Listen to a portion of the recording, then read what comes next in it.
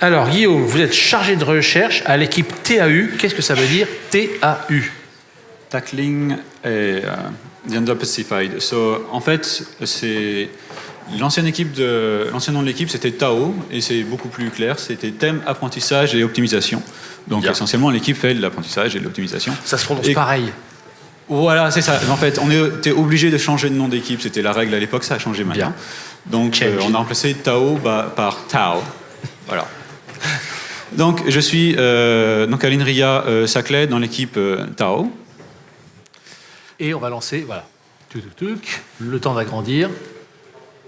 Donc, cette équipe est à l'INRIA, donc un laboratoire commun entre l'INRIA Saclay et le laboratoire d'informatique de Paris-Sud. Et donc historiquement, moi j'ai fait surtout de la vision par ordinateur au début, et puis je me suis progressivement intéressé à tout ce qui est apprentissage statistique, c'est très lié à la vision.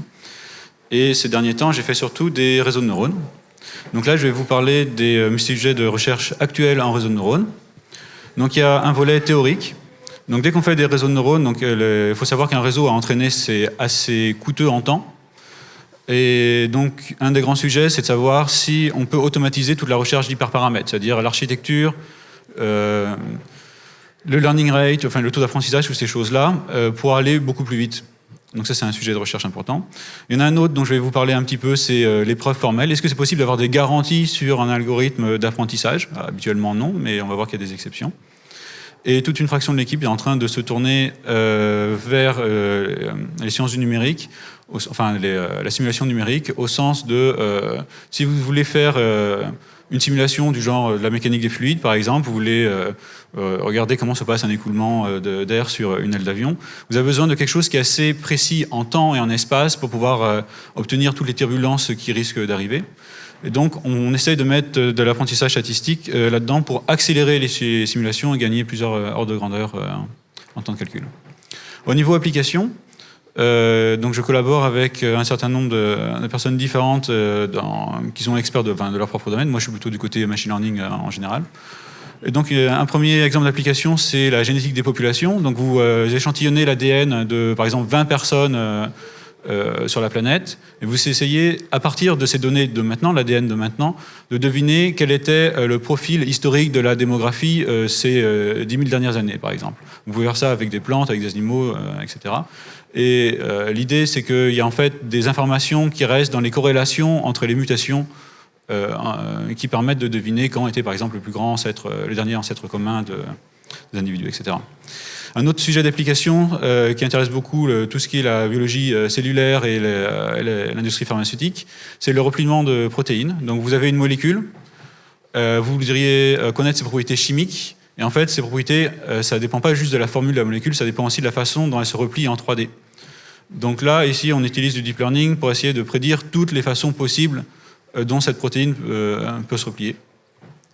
Il y a aussi des applications en imagerie médicale, et enfin, les applications dont je vais vous parler aujourd'hui, l'imagerie satellitaire, et aussi une application à... c'est pas vraiment la prédiction météo, mais c'est la prédiction des trajectoires des cyclones. Et enfin, si j'ai le temps, je vais vous parler un petit peu de sortes de garanties qu'on peut obtenir sur les algorithmes de machine learning. Ça, c'est vraiment, par contre, la recherche en cours qui n'a pas de chance d'aboutir tout de suite. C'est plutôt long terme. Donc, tout d'abord, l'imagerie satellitaire. Tout d'abord, je vais vous parler de segmentation d'images. Donc, typiquement, en imagerie satellitaire, on a des images soit prises par un avion, un drone, des choses comme ça, soit prises par satellite. Et ce qu'on veut faire, c'est cartographier automatiquement la planète ou la ville. Et donc, ce qu'on voudrait, c'est remplacer chacun des pixels de l'image par quelque chose, une étiquette qui indique quel type d'objet c'est. Donc ici, par exemple, là, on veut, vu la résolution qu'on a pour l'imagerie satellitaire, on est intéressé plutôt par savoir est-ce que c'est de la végétation, une route ou un bâtiment. Ça peut être d'autres choses, ça peut être le type de culture qui est faite dans les champs. Pour l'imagerie aérienne, ici, c'est pas la même résolution, donc on a plus de détails, on peut avoir plus de classes, genre où sont les arbres, la verdure, les voitures, etc. Donc comment est-ce qu'on modélise ce problème?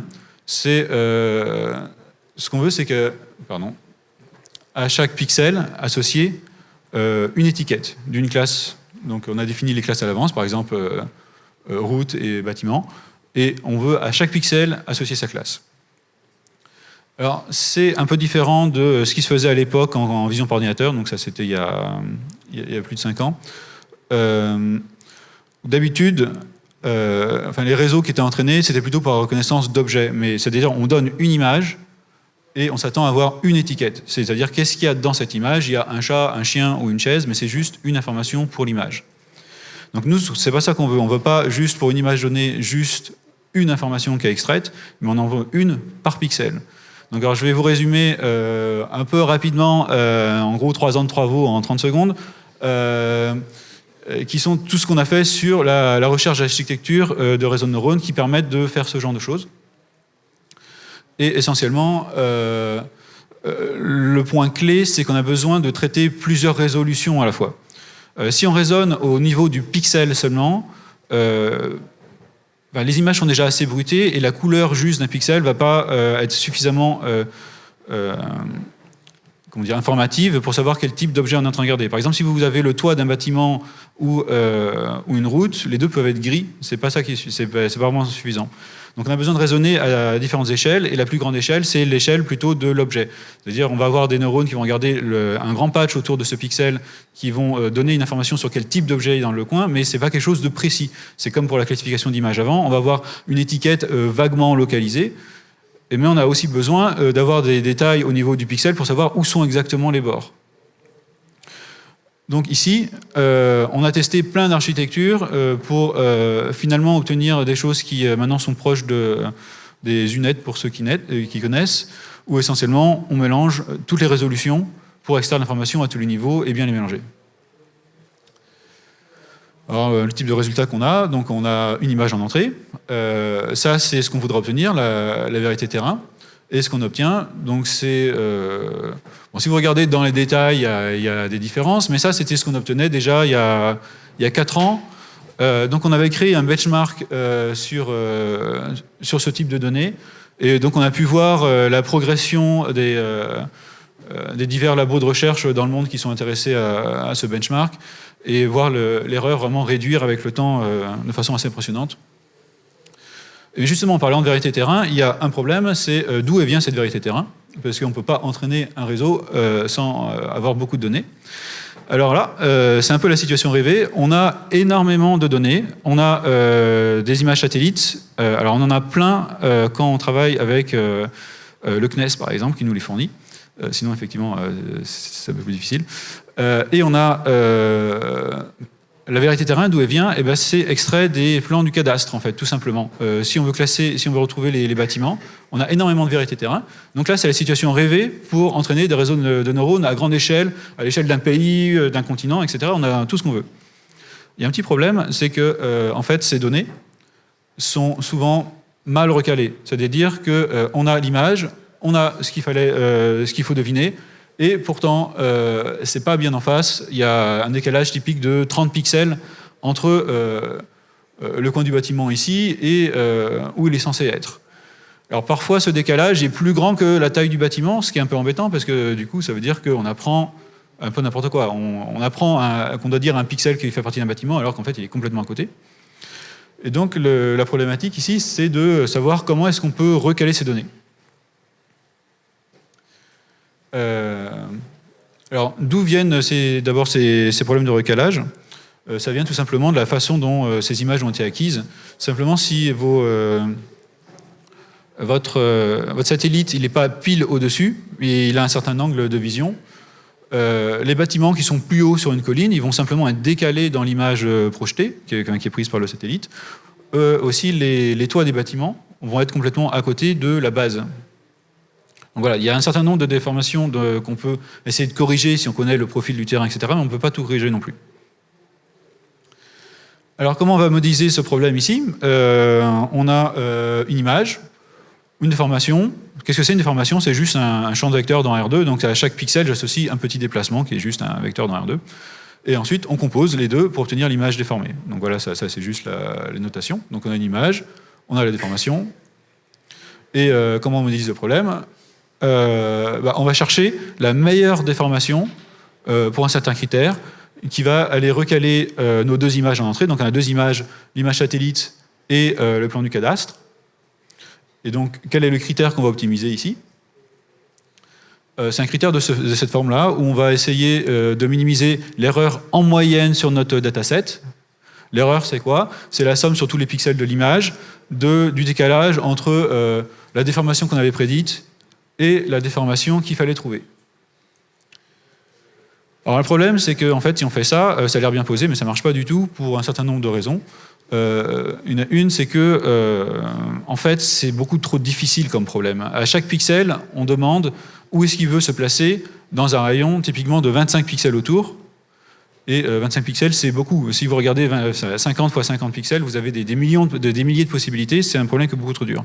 Il y a un problème qui est beaucoup plus facile, c'est si le recalage que vous vouliez trouver, c'est plus ou moins juste un pixel. Ça, c'est super facile. On peut même tester toutes les possibilités exhaustivement. Alors, on va reformuler le problème initial en une suite de problèmes simples. Simplement, on va dézoomer l'image d'un facteur 50. On sait que quand on dézoome d'un facteur 50, tout est parfaitement aligné. On a perdu en résolution, mais tout est parfaitement aligné. Et ensuite, itérativement, on va zoomer d'un facteur 2 dans l'image et on va juste corriger ce qui reste. Et on sait que la correction qu'on a apportée, c'est plus ou moins un pixel à cette résolution-là. Une fois qu'on a corrigé le problème, on rezoome d'un facteur 2. L'erreur est maintenant encore au maximum de 1 pixel, etc. Et donc, on a remplacé un problème difficile par une suite de problèmes très faciles. Au final, il faut quand même un réseau adapté pour ça. Alors ça, c'est un UNet, justement, qu'on a un peu modifié, qui permet de faire le type de prédiction qu'on veut. Bon, je ne vais pas rentrer dans les détails, mais essentiellement, ça, c'est juste un bloc pour une résolution donnée.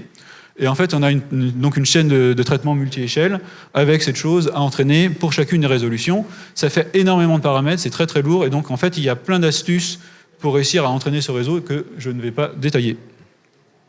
Je ne sais pas ce qui s'est passé. J'ai appuyé sur le mauvais bouton, peut-être. On va relancer la presse de Guillaume. Bon. Toutouk. Deuxième chance. J'ai peut-être appuyé sur le bouton qu'il ne fallait pas. C'est le bouton injection automatique, ça, c'est de presse. Régie, est-ce qu'on peut... Voilà. Merci. Merci. Et donc le type de résultat qu'on a, c'est là, ici on aligne donc les contours des bâtiments sur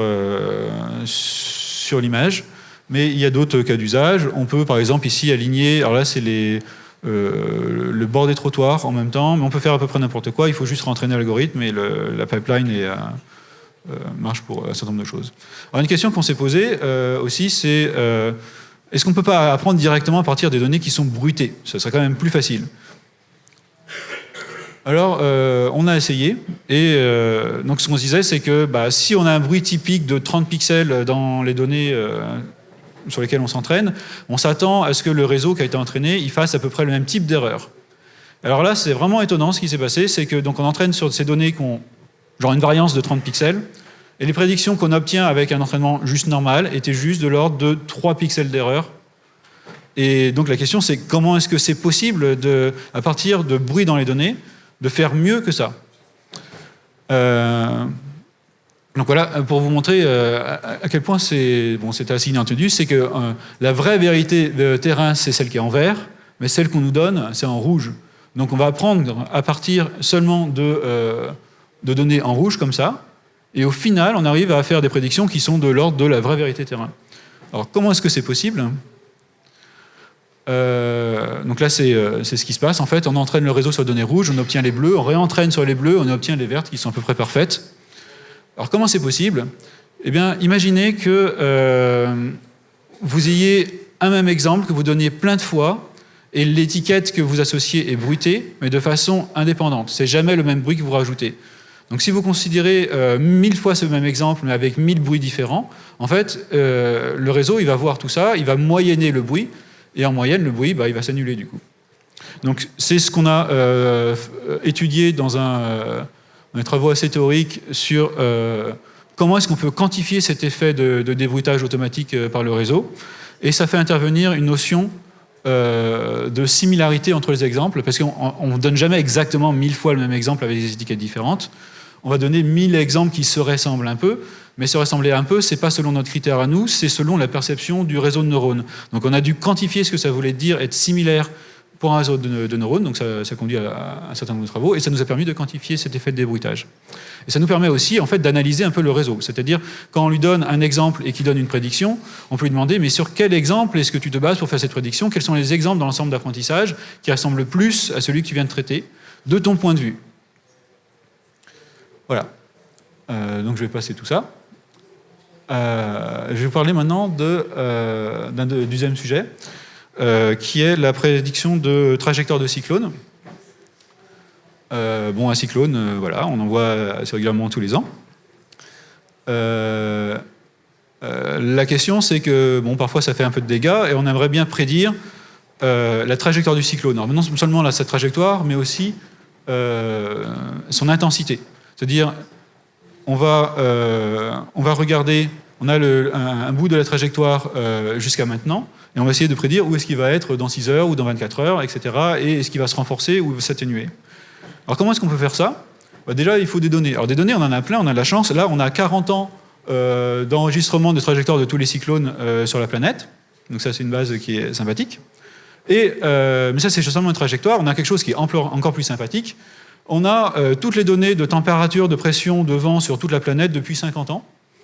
Et ça, c'est super génial. Et du coup, qu'est-ce qu'on fait ? On récupère les trajectoires de la base de données précédente, on les met là-dedans, et du coup, on sait quelles étaient les conditions climatiques autour des cyclones, et on peut essayer d'apprendre à partir de ça qu'est-ce qui, là-dedans, va influer sur la trajectoire. Alors, voilà comment... Donc voilà, socialement, ensuite, c'est juste du machine learning standard. On a posé le problème, on entraîne nos réseaux de neurones. Il faut choisir les descripteurs d'intérêt, parce qu'en fait, il y a, je ne sais plus, 70 descripteurs par point en 3D sur la planète. Enfin, c'est énorme. Donc il faut sélectionner les features importantes. Donc je passe ça. Et ça, c'est le réseau qu'on entraîne. Alors on s'est rendu compte que, en fait, si on entraînait un réseau sur toutes les données à la fois, ça ne marchait pas, assez curieusement. Par contre, si on entraînait un réseau sur chacune des données séparément, donc ici c'est sur le vent, ici c'est sur la pression, il y en a un autre c'était sur la trajectoire passée. Ça donne à chaque fois des résultats qui sont assez bons. Et en fait, il a fallu, c'était pas complètement évident de fusionner ces réseaux pour obtenir des prédictions meilleures. Si on le fait naïvement, c'était pire que chacun séparément. Mais on a résolu les problèmes et donc maintenant on sait fusionner des réseaux pour fusionner des différentes sources de données ici pour obtenir des résultats meilleurs. Voilà. Bon, je passe sur la validation, c'est pas forcément très intéressant, mais j'aimerais profiter de quelques minutes restantes pour parler de garanties qu'on peut avoir sur les mécanismes d'apprentissage par réseau de neurones. Alors, ça, c'est un travail qui a été fait avec le CEA.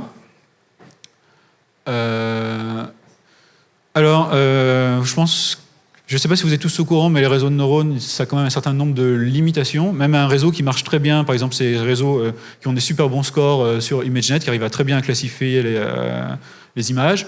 En fait, ces réseaux-là, il suffit d'ajouter un tout petit bruit sur les images qui est imperceptible, complètement imperceptible. Ce bruit-là, il est divisé par 1000 avant d'être ajouté, pour complètement changer la prédiction du réseau.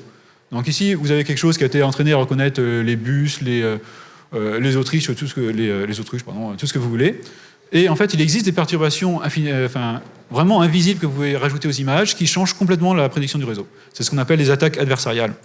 Alors, c'est gentil quand c'est sur des benchmarks classiques de vision, mais si c'est pour une utilisation réelle, si par exemple vous transformez les panneaux stop en gâteau, ça peut poser problème. Donc, est-ce qu'on peut avoir des garanties sur ce que fait un algorithme ? En général, non. Mais on va quand même s'intéresser à ce cas de figure, voir si on peut faire quelque chose. Donc, imaginons qu'on a un véhicule autonome et on voudrait être sûr qu'il ne va jamais écraser de piétons. Enfin, au moins qu'il va tous bien les détecter. C'est pas quelque chose d'évident. Alors, vous pouvez faire quelque chose de simple. Vous pouvez juste tester sur plein d'images, des millions de cas, des milliards de cas, si vous voulez. Et même si votre réseau a toujours la bonne réponse sur tous ces milliards de cas, ça ne veut pas dire qu'il ne va jamais se tromper.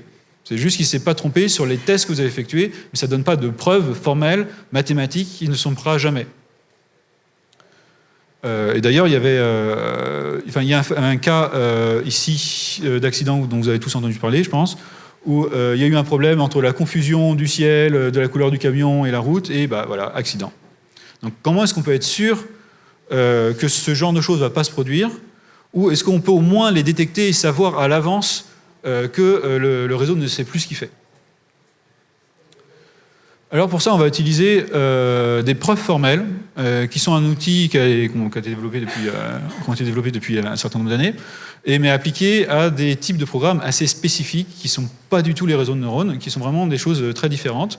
Donc la question, c'est comment est-ce qu'on peut adapter ce type de méthode à ce qu'on veut faire ici. Alors, nous, on a... la façon dont ça marche, les méthodes formelles, c'est il y a d'abord un programme qu'on veut analyser, qu'on veut prouver. Ensuite, il faut donner la propriété qu'on veut prouver. On veut dire, pour tout x qui satisfait ça, alors là. Donc il faut une propriété mathématique qu'on veut prouver. Et ensuite, il y a plein de prouveurs différents qui vont essayer de prouver ça.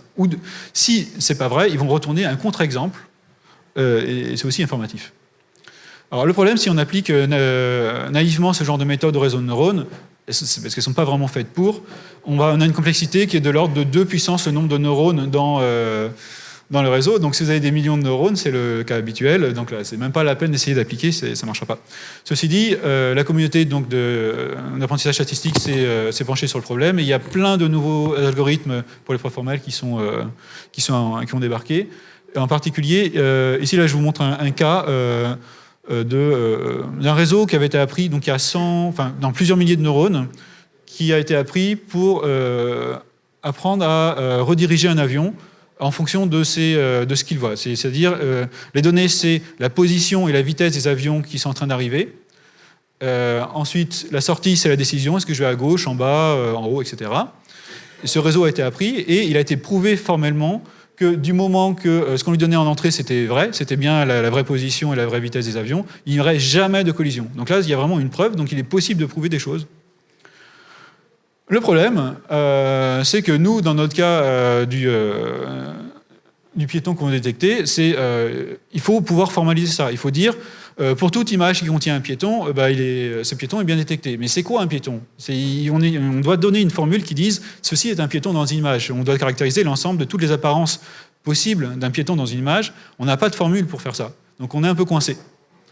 Alors l'astuce qu'on développe, c'est de dire, tous ces objets-là, ces algos-là sont en général entraînés avec des simulateurs. On utilise le simulateur. Le simulateur, il sait ce que c'est un piéton. Enfin, du moins, il a un modèle de ce que c'est un piéton.